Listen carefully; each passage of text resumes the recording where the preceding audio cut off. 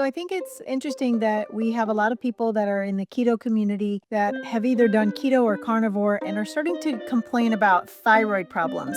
They found that T3 levels dropped significantly on the ketogenic diet.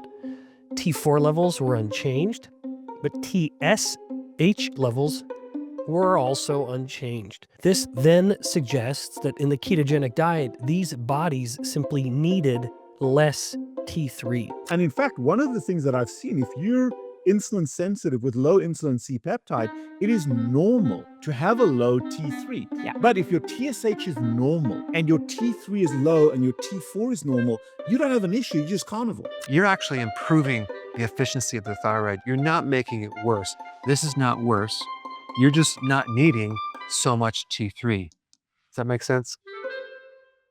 Is your low carb diet tanking your thyroid function? If your stress is up, your sleep is down, and you've hit the point where no amount of keto, fasting, or carb restriction is getting you to lose weight, you're likely feeling the cost of carb restriction on your thyroid function. Now, the good news is there's an easy fix. Once you learn how to support your thyroid properly with carbohydrates, your symptoms can turn around quite fast. So in this video, I'm going to show you 1, how low carb impacts your thyroid and your metabolism. 2, the exact mechanisms behind those changes. And 3, the steps you can take to recover your thyroid function. Now, before we get started, most of the thyroid recovery work I do with clients comes from strategic personalized nutrition. So I've built out a free pro-metabolic diet calculator and food guide that you can use to help figure out your ideal targets and support your thyroid naturally. You can grab it in the link in the description. All right, so to start, what I want to talk about are the symptoms that I typically see from my clients who are struggling with low thyroid function that's triggered by their low carbohydrate diets. So what I tend to see is that their body temperatures start to drop. So their waking temperatures in the morning are below, sometimes even 97s and 96s. And I've had some people, like, at least their thermometers are reading in the 95s. They also have persistent cold hands and cold feet. I've had some people come off carnivore diets where they had cold feet to the point that their toes were turning purple and basically extreme vasoconstriction. I've also seen people have quite a bit of anxiety and depression on these diets, or an inability to relax, manic energy, whereas other people are actually completely fatigued or persistently fatigued after running these diets for a period of time. I've seen quite often sleep disturbances with insomnia, where people are either having a hard time falling asleep or they're waking up between 2 to 5 o'clock in the morning. Usually that goes with a high morning cortisol value and a high level of stress. I've seen quite a few, both men and women, experience hair loss, not only from their head, but from their eyebrows and other areas of their body. I've seen impaired metabolic function with changes in people's cholesterol levels, their morning glucose levels starting to increase, and also their hemoglobin A1C after being on the low carb diets for an extended period of time, particularly carnivore, starting to creep up a bit. I've seen people describing increased feelings of stress, whether you start to see upregulation in their adrenal hormones like cortisol and adrenaline, as well as changes in their DHES to cortisol ratio, which is basically a marker that you can use to gauge your chronic stress levels. I've seen people have experienced issues with their steroid hormones, where either their levels of their testosterone or progesterone or some of these other hormones have decreased over time, or hormones like sex hormone binding globulin has increased significantly, so that men would experience things like changes in libido or erectile function, or women can have impacts on their menstrual cycle and then some of the symptoms before they get their menstruation. Initially, digestion improves. However, over the long term, people can develop constipation, especially on carnivore, or they start to develop significant food intolerances, or they can trend towards diarrhea, depending on what's going on. If motility had slowed pretty significantly and then they get bacterial overgrowth, that can lead to diarrhea, or if they're malabsorbing some of the fats or some of these components. And then the last one is people who initially lost weight on these low carb diets, keto, carnivore, etc. They start to see stubborn weight loss resistance. They just can't get that last 10 pounds off or the last 15 pounds off, even though they lost a significant amount of weight initially. And I think this is due to change in metabolism. And a portion of this is directly related to a slowing down of thyroid function over time. So with this said, what I want to do is talk about now what are the specific effects of a low carbohydrate diet on thyroid function. How is it negatively impacting thyroid? But before we get into that, what I want to do is I want to give a breakdown of how the thyroid axis works so that we can understand how the low carb diet is impacting thyroid. So if we look at this graphic here, what we can see is you have a couple areas of thyroid hormone regulation. So here in the brain, you have the hypothalamus, and you have the pituitary. And there's two hormones here. These are actually going to be important to know when we talk about the impact of a low-carb diet on thyroid function. But you have the thyrotropin releasing hormone, which comes from the hypothalamus and goes to the pituitary and tells the pituitary to release TSH. TSH, which is thyroid stimulating hormone, goes from the pituitary to the thyroid gland and tells the thyroid gland to make T4 and T3. When the thyroid gland makes T4 and T3, it mainly makes T4. So it mostly makes T4. It doesn't make very much T3. There's a much lower output of T3 by the human thyroid gland. So what winds up happening is the T4 comes down here and it goes to the different tissues, the brain, the liver, the kidneys, the muscle tissue, etc. And it gets the T4 gets converted into one of two hormones. So it can either get converted into T3 or it can get converted into reverse T3. And so what winds up happening is, depending on the body's state, depending on what's going on at those cells and those tissues, they have the opportunity to determine, do we want active thyroid hormone, which is our T3, or do we want the pro hormone, the inactive thyroid hormone, which is our T4? And this is determined by these enzymes here. These enzymes are called the deiodinase enzymes because they basically pull an iodine group off of T4 to make either T3 or reverse T3. And so the major site that this occurs is the liver, which is important because the liver is one of the major sites where a lot of the hormonal regulations and shifts occur during a keto or a low carb diet.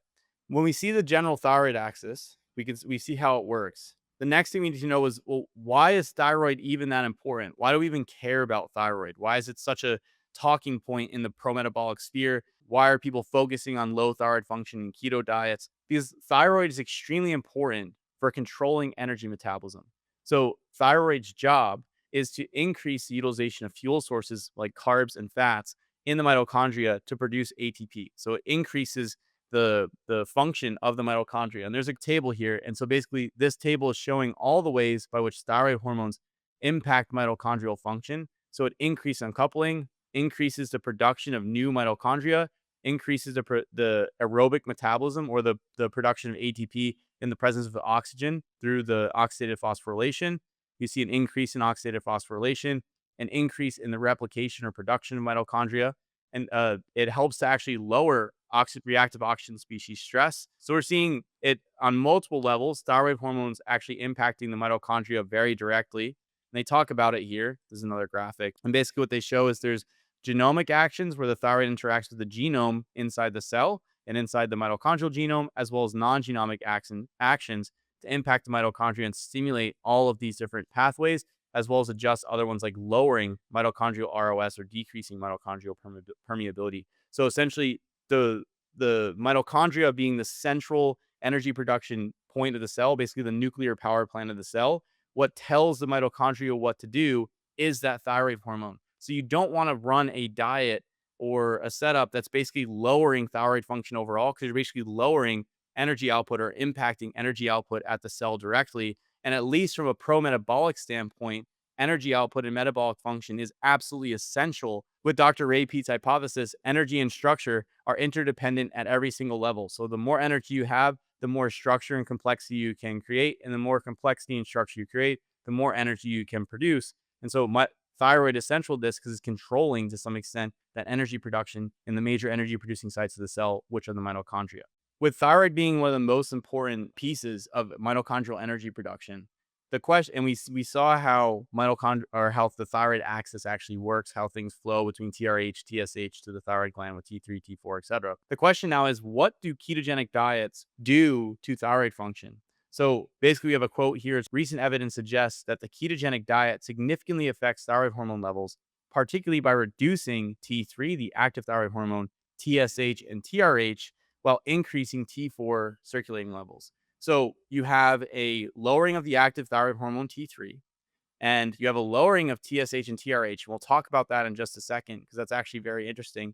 And you have an increase in T4, which is the inactive thyroid hormone. So the thyroid hormone that actually doesn't have an effect at the cells and tissues, especially in comparison to T3. The other thing that they don't mention in this quote directly, but they talk about later on, is that it actually increases reverse T3. So a ketogenic diet can increase reverse T3.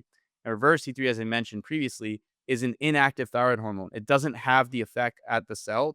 It doesn't increase mitochondrial respiration, biogenesis, etc. like T3 does. So if you're shifting towards reverse T3 and T4, you have less thyroid hormone action overall. So the next question is, how does the ketogenic diet actually do this? So the first thing is, when you're on a ketogenic diet, you don't have the carbohydrates coming in, so you don't have the insulin signaling.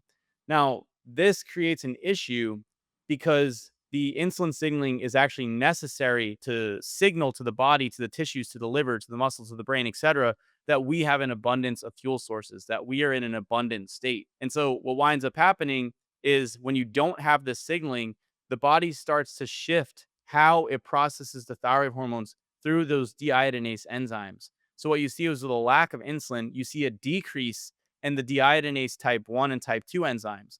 Now, these enzymes are important because they take the inactive T4 and convert it into the active T3. And what you wind up seeing instead is an increase in the deiodinase type 3 enzyme, which actually increases the conversion of T4 to reverse T3. On a ketogenic diet where you don't have the carbohydrates, you see insulin is lower. They say insulin sensitivity increases. And Dr. Ben Bickman is somebody who actually says, oh, if you go on a low carb diet, insulin sensitivity increases. That's not necessarily true, because you basically are removing carbohydrates. So you're seeing insulin and hemoglobin A1C and blood glucose values drop. And you can use those as proxy metrics to understand insulin sensitivity. But fundamentally, if you're not eating carbohydrates, all you're doing is limiting the stimulus. So you can't say that initially you go on low carb diet, insulin sensitivity just improves. You're just not exposed to carbohydrates, and you have a lack of insulin signaling, which is more the driver than a direct improvement in insulin sensitivity right off the bat. Now, over time, as you lose weight, that will change, but I think that's more related to the change in body composition. But that's the story for a different video, and I will be making a video on that. So essentially what happens is,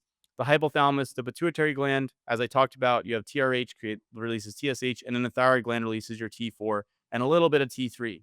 So at the liver, brain, kidney, and muscles, what happens when you don't have that insulin signaling is these deiodinase enzymes type 1 and 2, as I mentioned, they'll convert T4 to T3. They get blocked. They get shut down. The body's like, look, we don't have enough carbohydrates. We're not in this abundant state. So we don't want to increase the active thyroid hormone, which increases mitochondrial energy production, because we don't have the fuel that we need coming in. And instead, it tells the body, okay, take that T4 and convert it to reverse T3 through that deiodinase type 3 enzyme. And the reverse T3 actually lowers, or it has a negative effect overall in terms of thyroid hormone signaling, because you're draining away your T4 from going towards T3, and the reverse T3 doesn't actually have any significant effect at the cell in terms of increasing mitochondrial energy production. Now, something that's important that also happens here, and I touched on it before, is that in the ketogenic state, even though T3 levels drop, what winds up happening is TRH and TSH, these hormones that we see here functioning at the pituitary and the hypothalamus, they don't increase in the face of that low T3. They don't say, hey, we don't really have a lot of thyroid hormone here. Let's try to stimulate the thyroid gland to produce more hormone. They stay low. And the reason why this is the case is because the body recognizes that it's in basically a starvation-esque state. The ketogenic diet has been called a starvation-mimicking diet to some extent. And that's because a lot of the hormonal profile and shifts that you see in a ketogenic diet are the same shifts that you would see in starvation, with a reliance on fatty acid oxidation and a lowering of thyroid hormone function, with an increase overall of glucagon, adrenaline, cortisol, release of free fatty acids, increased gluconeogenesis, etc. So basically the brain is saying, look, we know we're not in a good spot. We don't want to increase our energy production, our fuel utilization here, because we don't have it coming in, and we're going to run through all our reserves. So we down regulate the whole system. So the researchers here from that same paper, they say, importantly, studies consistently report that TSH remains within the normal range during the keto diet adherence, even as T3 declines. This T3 reduction is hypothesized to mimic the physiologic response seen during fasting or marked caloric restriction, while TSH remains stable because central feedback perceives the lower T3 as an adaptive, not a pathological state. So yes, it is adaptive, but is this an adaptation that you want to make where you're lowering your overall energy metabolism because you're essentially mimicking starvation or fasting? And I would say no. And I think that's why long-term, when people run these low carbohydrate diets, they basically hit a metabolic wall. And they're like, look, I can't lose weight anymore. I'm cold. My hormones are kind of messed up. My digestion's not as good anymore. And again, it's like, as you run this process, you start to move into a low energy state to compensate for that lack of insulin signaling and the lack of carbohydrates. The researchers continue here. They say the mechanistic basis for this adaptation involves reduced activity of deiodinase enzymes low carbohydrate ability decreases insulin secretion, which in turn suppresses deiodinase activity and impairs T3 production. Simultaneously, levels of reverse T3, an inactive isomer of T3, may rise, so the reverse T3 increases instead of T3 by activation of the deiodinase type 3 enzyme, as I talked about before, further reducing the pool of biologically active thyroid hormones. This shift in deiodinase activity appears to be a deliberate physiologic response to lower energy availability aimed at reducing basal metabolic rate and preserving energy stores. So let me read that again. They say the shift in deiodinase activity appears to be a deliberate physiologic response to lower energy availability aimed at reducing basal metabolic rate and preserving energy stores. So basically, when you're in the starvation mimicking state, your body is shifting how it's regulating thyroid hormone, which controls energy production, to lower thyroid hormone signaling so that you can conserve energy as much as possible. So you are moving into basically like a hibernation-esque state. You are moving into a state where you're trying to reduce your overall energy expenditure to preserve the energy as much as possible. And again, this is directly at odds with a pro-metabolic perspective because we want to have as much energy available as possible. That's not fuel per se. We don't want to have as much fuel as possible. People are like, well, people are obese. They already have a lot of fuel on board. We're not talking about fuel in the form of fat or carbs or body fat stores. We're talking about ATP. We want to have as much ATP as possible. And this state is saying we want to lower our production of ATP and our utilization of fuel sources because we don't have enough of these fuel coming in. We are in this kind of hibernation, this winter-esque state. So we need to down regulate everything. Now, this actually, and this is a little bit of a tangent, this flies in the face of something that Dr. Ben Bigman has talked about, where it's like, oh, you're just more efficient at using thyroid function. I'm going to make a video discussing this, but essentially the other states where you see the same action where TRH and TSH don't increase to try to tell the thyroid to increase thyroid hormone production when T3 levels and thyroid hormones are decreasing are states like anorexia, different diseases like kidney disease, and also, again, states of starvation or fasting, which, so his hypothesis doesn't really make sense, especially when you consider this ketogenic diet is triggering the same adaptive responses that we see in these other states overall. So like that's a closer representation than what he actually talks about. And again, this is something that I want to directly cover. Now, the last thing that happens here that's important to talk about is the ketones themselves are a signal to the hypothalamus and to the pituitary gland to be like, look, we're kind of in this starvation-esque state. And so we don't want to try to increase the thyroid hormone or the signaling to the thyroid to increase thyroid hormone. So when the pituitary and the hypothalamus receive the ketones, they can adjust the regulation of the pituitary and hypothalamus, the response to the circulating thyroid hormone levels. So the researchers, they say, additionally, ketone bodies themselves, particularly beta hydroxybutyrate, may influence the hypothalamic pituitary thyroid axis signaling. Experimental findings suggest that beta hydroxybutyrate can modulate TRH and TSH secretion at the hypothalamic and pituitary levels, possibly dampening the drive for increased thyroid hormone production under low glucose conditions. So when the body is exposed to ketones, it registers that, okay, we probably don't have glucose on board because we have this ketone exposure. And so since we don't have glucose, we don't have this insulin signaling, which is indicated by the ketone bodies. We're going to lower thyroid hormone signaling because, again, it's saying, hey, we're kind of in a starvation-esque state, a fasting type of state.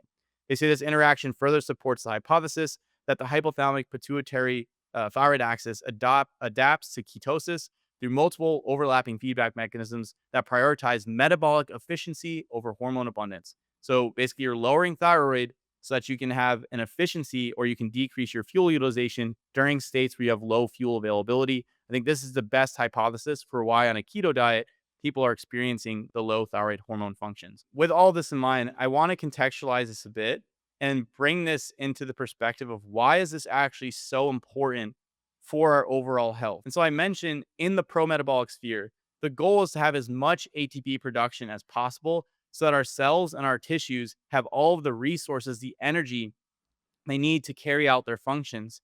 And so I think an analogy here is actually pretty apt. And I've used this analogy before, but the way we can think about the body is it's basically a business. You think about all the systems, the organs are different areas of a business, right? So your central nervous system is kind of like the board. Maybe you say your liver is the distribution center. Maybe you say your digestive tract is the janitorial services. And maybe you say that the gonadal hormones is like the HR department or whatever the deal is. So in a business, if you have adequate money, you're able to fund all these different departments. And the same thing goes with the body. If you have adequate ATP, which is basically the currency to some extent of the body, you're able to fund all of these different functions and maintain all these different functions that we have.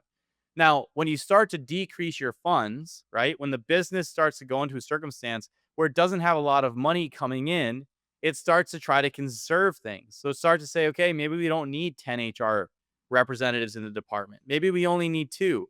Maybe we don't need the janitorial services. Maybe we can cut some members off the board. And so you start to see a decrease in some of these functions, some of these important functions. You see a down regulation of some of the steroid hormones. You see an increase in sex hormone binding globulin, so that you can't really respond to things like testosterone quite as well. You see thyroid hormone starts to lower. You're not really going to have this expenditure or induction to produce more ATP or more energy because you don't have enough funds coming in. So basically everything in the company would get cut with a lack of funds, and the same thing starts to happen in the body.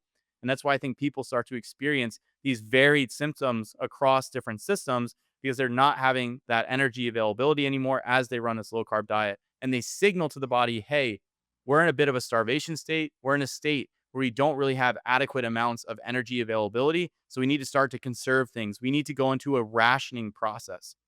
So that's at least how I contextualize or try to understand what's going on in this low carbohydrate and ketogenic diet. That's the analogy that I tend to think through. Given all of this, the question is, how do we actually solve this problem? The solution is actually relatively simple. You bring carbohydrates back into the diet. The thing is that this is often easier said than done because a lot of systems have to shift over and switch in the body when you start reintroducing carbs. Just like when a company downsizes for a period of time, when the funds start to come back, it doesn't just snap right back into place. You have to hire a new staff, you maybe expand the offices. So things have to shift over, and that takes a little bit of time, kind of like a reverse keto flu, right? So when you first go into keto, you have this keto flu experience. You don't feel very well. Your electrolytes are off. Your hormones are being adjusted.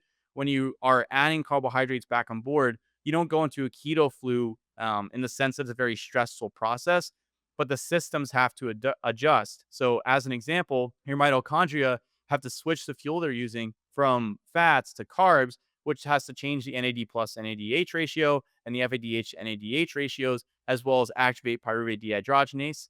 Your hormonal systems have to shift. So, you're going to shift away from relying heavily on glucagon, cortisol, and adrenaline, those rationing hormones, and you're going to move more towards insulin, thyroid, pregnenolone, DHEA, testosterone, and progesterone. So that takes a little bit of time to adjust. Your satiety hormones are going to change because you don't have so much protein and so much fat. The peptide YY, the ghrelin, the GLP-1, and cholecystokinin levels are going to drop a bit, and that's going to start to increase your appetite on top of the insulin signaling, this is actually a good thing. We don't want to be able to get by just on one meal a day, be in this heavily rationing mode. The next thing is your sugar transporters in your intestine. They have to start to increase their activity and their expression again, because when your body isn't exposed to the carbohydrates, it starts to lower them a bit. And when you start to bring carbs back on board, they start to rapidly increase over the course of a couple days to a week. Now, the next, what is the microbiome has to shift. So your microbiome has to shift to be able to ferment fibers now. And also, if you're not absorbing the carbs because the transporters in the intestine haven't increased significantly yet in the first couple days, then you may see some carbohydrate make its way to the colon. And then depending on the bacterial populations, you may get symptoms.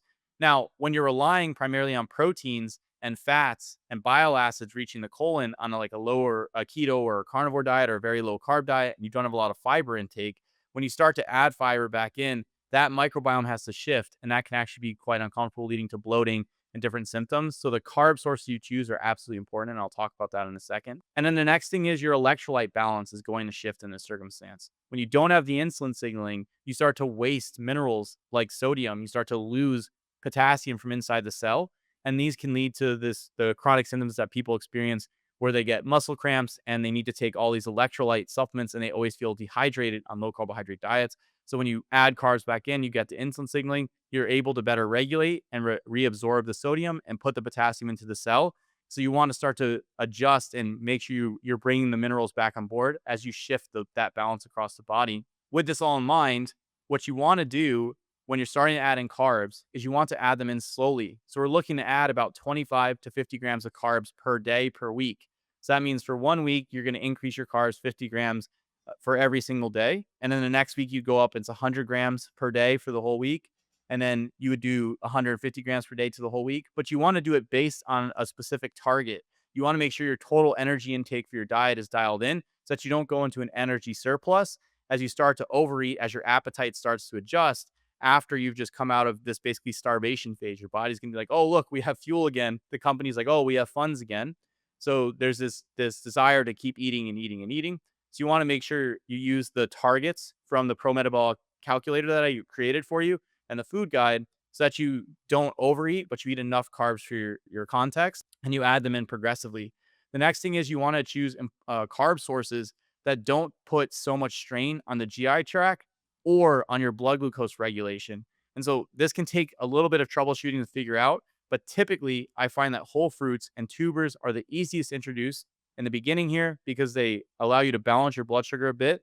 And if you choose appropriate fruits, which you can find on the Pro Metabolic Food Guide, then you'll be able to minimize a high exposure to FODMAPs or fermentable carbohydrates that can give you bloating, gas, constipation, diarrhea, etc. And then once your body adapts to this, you can expand those carb sources afterwards. And then the next thing that's going to be exceptionally important to do in this phase is to rebalance your micronutrients. You may have excesses of some micronutrients like iron or phosphorus and low amounts of other like vitamin C or calcium or potassium. So you want to replete those things and then also start to replete B vitamins so that you can take those carbohydrates and process them effectively as a fuel source inside the mitochondria. So like vitamin B1 can be quite important in this circumstances. So now that you understand how a low carb diet impacts your thyroid and how you can safely bring carbs back on board to support your recovery and your energy production, that's only half of the equation. Choosing the wrong carb sources can actually stall your progress quite a bit. So watch this next video where I show you exactly which carb sources work best and why.